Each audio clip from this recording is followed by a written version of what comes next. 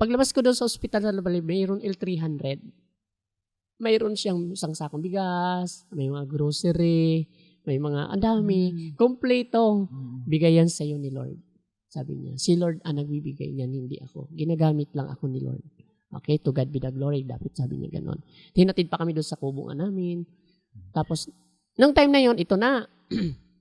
Pagdating ko doon, sabi anak, ano yung desire ng puso mo?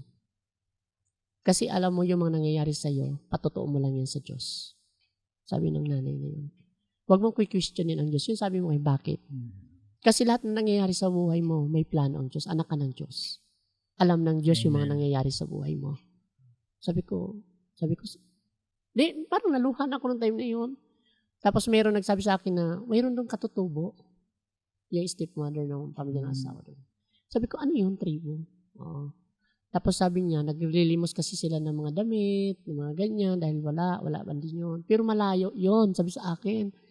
Sabi ko, pwede ba mapuntahan ko siya? Mapuntahan ko sila doon. Doon po nagsimula yung aking ministry. Sa mga manidi, mga katutubong manidi. Sabi niya, kaya pagdating nung time na yun, sabi ko, Lord, ito na ba yung tawag mo sa akin? So masasabi mo during this time na na-encounter mo na ang Panginoon? Yeah.